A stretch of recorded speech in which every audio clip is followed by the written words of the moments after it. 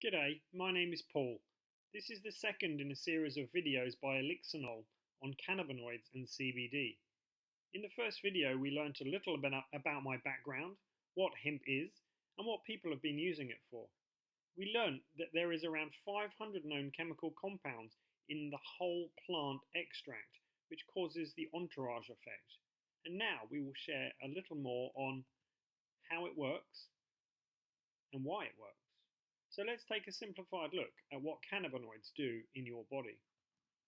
First of all, cannabinoids like CBD and THC both have very strong antioxidant and anti-inflammatory properties and are very effective at penetrating the different tissues of the body, including the brain and the eyes. This is important because the body is constantly under attack by the oxidative and inflammatory processes that underlie all the major diseases. There are also many other ways that CBD interacts with the body to bring about balance. However, the real secret behind the seemingly miraculous benefits is the endocannabinoid system. It is a system of nerve and cell receptors throughout your body. They influence every system and process in the body. They give nerves the ability to send two-way communication, something that was previously thought to be impossible. These receptors are essential for maintaining proper function and balance. They are particularly important for recovery and repair. CBD's list of properties now expands and includes direct action against cancer and various infections, anti-anxiety, antipsychotic, anti-epileptic, neuroprotective, cardioprotective, anti-cancer, anti-nausea, antibacterial, anti-diabetes, anti-arthritis, pain relief, bone stimulant, immune modulator, and more.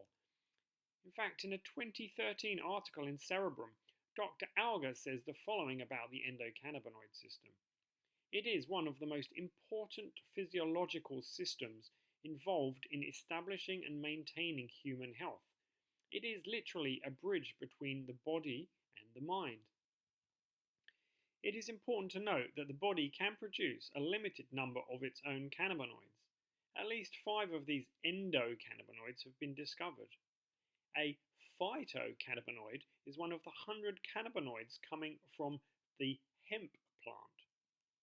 Now here is where it gets really interesting.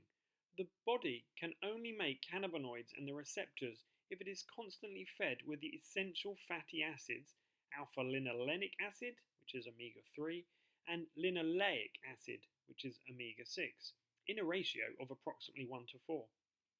And what is the only food in the world to provide these essential fats in precisely this ratio? You got it, it's hemp. So, based on what we are learning about the endocannabinoid system, it may well be that hemp is the single most important food for human health. And the only place we find cannabinoids in is breast milk.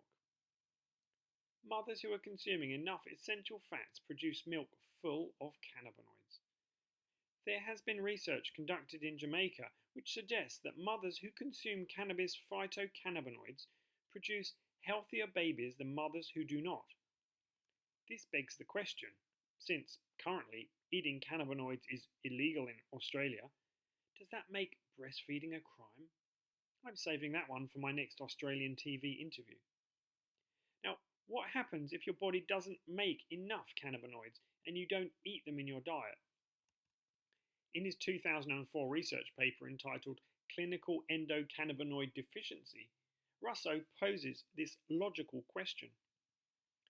If Alzheimer's disease is associated with a deficiency of acetylcholine, Parkinson's disease with dopamine, and depression with serotonin, should the situation be any different for the endocannabinoid system, whose receptor density is in fact far greater than many others?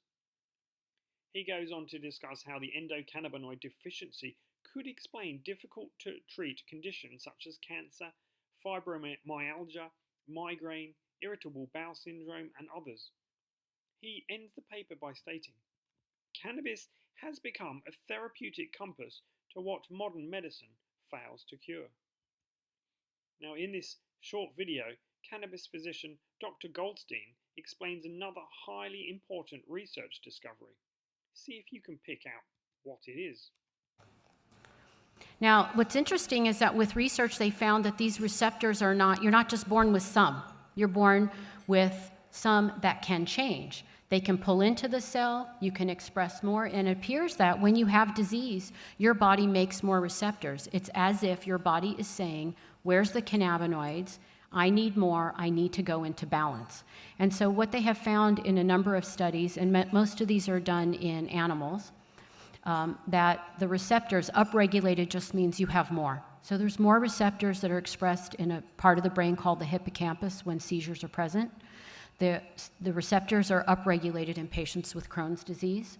They're upregulated in chronic, what's called neuropathic nerve pain.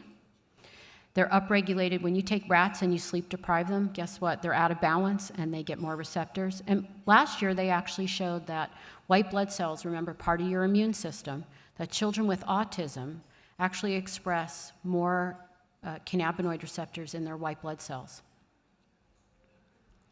And this appears to be a protective mechanism. Your body is trying to ask for more cannabinoids.